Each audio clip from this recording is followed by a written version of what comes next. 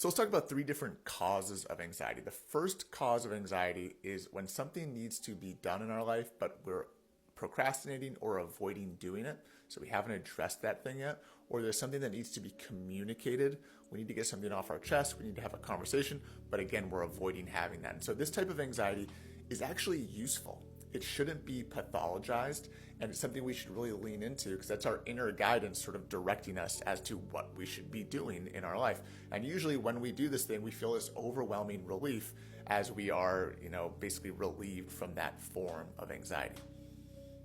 So the second cause is going to be the category of traumas, right? So psychological trauma, many people incur at a young age or in the middle of their life, and this leaves an imprint on the limbic system and the nervous system and puts people into more of a hyper-vigilant state where they're probably going to be secreting more histamine, their adrenal glands are going to be pumping out more stress hormones. It can lead to burnout later on in your life because you're chronically in this fight or flight state.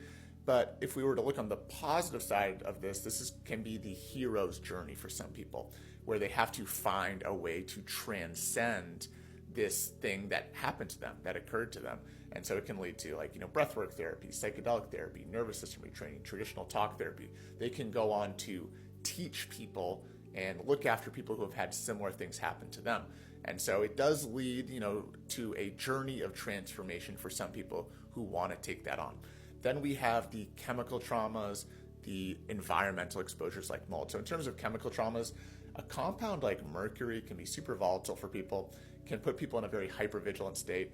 At the most extreme level, it can lead to things like psychosis and mania and bipolar. And at a lower level, though, it can lead to social anxiety, shyness, what you perceive to be introversion. And people take this on as their identity because they could have a high mercury load from a young age if your mother had a high mercury load. And this is true for many other metals like manganese and copper and aluminum, and just the synergistic effect of these metals that we don't quite understand.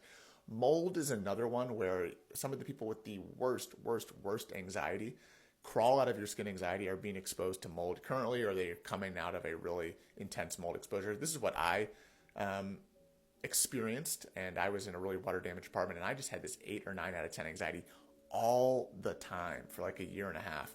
And mold is really well known for causing a huge histamine dump in the body again. So it's this very wide-eyed anxiety. And this requires usually some form of detox, being out of the moldy environment. And then for some people, nervous system retraining, limbic system retraining, things like that to calm down that limbic system response, usually in which the body is over-responding to stressors. The third major cause of anxiety is going to be what's going on in the gut. So people with ulcerative colitis, Crohn's disease, IBD, IBS, they have a much higher rate of anxiety and depression and other mood disorders. That's really clearly established. And even a course of antibiotics, a food poisoning event. I see this in my practice all the time where people will start feeling digestive issues as well as, we'll say, psychiatric issues associated with that dysbiosis created by either the food poisoning or the antibiotics. The first time I ever really felt anxiety was after food poisoning, and I remember making some sort of connection because I knew the gut and brain were related, and I felt as though what was going on with the food poisoning was related to how I was feeling because I couldn't explain how I was feeling. I wasn't worried about anything. It wasn't attached to anything. It was this bodily anxiety. So overgrowth of fungus, bacteria, parasites, they can lead to ammonia release, aldehyde release, histamine release, other neurotoxic metabolites that really irritate the nervous system in the brain.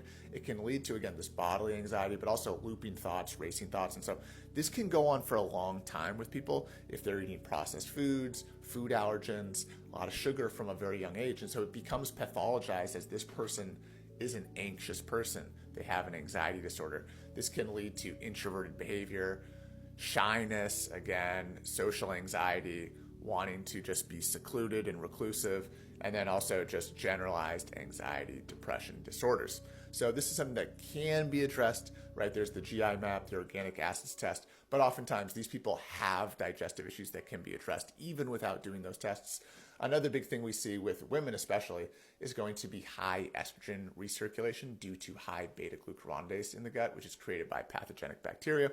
And so that high estrogen can lead to instability with serotonin transmission. And so this can, again, lead to anxiety, mania, irritability, aggression in people. And so much of what people are feeling is actually going on in the body, and it's going on in the gut specifically. So I hope this helps. There's other causes of anxiety, and anxiety is a super huge topic, but these are the three major things I see and think of when someone's suffering from anxiety.